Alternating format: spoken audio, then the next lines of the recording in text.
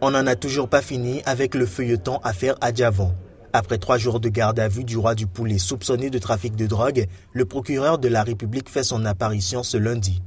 Contrairement à ce qu'on a pu entendre, le conteneur inspecté le 28 octobre ne faisait pas partie d'un grand nombre de conteneurs à l'embarquement. Il n'était que 2. Des propos quant au fait de contredire les avocats du chef des patrons du Bénin. Pour ces derniers, le procureur s'inscrit en contre-vérité. Cette déclaration n'est pas exacte. Ce sont plutôt 16 conteneurs dont les 2 évoqués qui ont été débarqués au port de Cotonou le 26 octobre 2016. Sur les 2 conteneurs en cause, un a été retiré de la garde du manutentionnaire et déposé à la brigade maritime à l'insu de la société commune. Il s'agit précisément du conteneur dont les scellés d'origine ont été violés et remplacés et dans lequel les produits incriminés ont été découverts. Le plan de substitution apposé est un plan qui n'est plus utilisé dans le transport maritime depuis plus de 7 ans. Les avocats ont également déclaré inexacts les propos du procureur qui font état d'une déclaration sommaire déposée par la société Common afin de procéder par le biais d'une procédure spéciale à l'enlèvement immédiat des 10 conteneurs. La soirée du lundi aura connu l'arrivée de l'épouse de Sébastien Adjavon. Plus tôt dans la journée, le prévenu a reçu la visite des syndicalistes qui ont affirmé qu'il est en bonne santé et a le moral bien haut. Selon les avocats de Sébastien Adjavon, sa garde à vue devrait prendre fin ce mardi soir. Le ministre français de la Défense a officiellement proclamé lundi à Bangui la fin de 3 ans d'opérations militaires françaises en Centrafrique, laissant un pays dans l'angoisse, désormais sous la seule protection des Nations Unies, faute d'un État et d'une armée capable de résister aux groupes armés.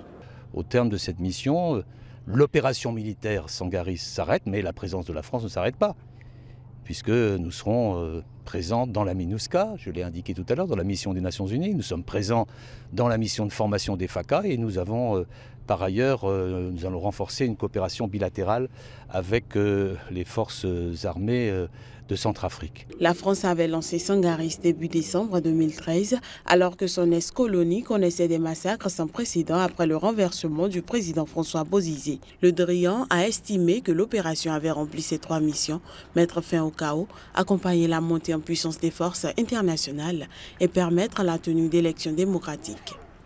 La mission Sangaris, d'ailleurs par son seul nom, le nom d'un papillon, avait vocation à être éphémère. Il avait toujours été dit que c'était une intervention en relais. Environ 350 militaires français équipés de drones d'observation resteront présents en Centrafrique, dont une centaine au sein de la force de l'ONU, la MINUSCA, notamment au niveau de l'état-major.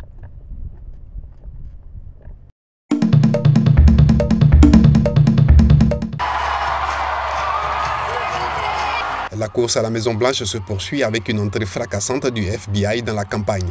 Le chef de l'agence, James Comey, a décidé de relancer l'affaire des emails de la candidate démocrate. Mais Hillary Clinton assure qu'il n'y a rien de compromettant. Tout d'abord, pour ceux d'entre vous qui sont préoccupés par mon utilisation des emails personnels. Et je le comprends, comme je l'ai déjà dit, je ne cherche pas d'excuses. C'est une erreur et je le regrette. Maintenant, ils veulent voir les emails d'un des membres de mon équipe. Je suis certaine qu'ils parviendront à la même conclusion que lorsqu'ils avaient analysé mes emails l'an dernier. Le dossier est vide. Un dossier vide, mais qui a une aubaine pour son rival républicain, Donald Trump. Depuis l'éclatement de l'affaire, l'avance de la démocrate ne cesse de rétrécir. Les derniers sondages affichent un écart de moins de 4% entre les 2 candidats. Cependant, de nombreux spécialistes estiment que les attaques du milliardaire contre les femmes et les minorités lui ont définitivement fait perdre la course.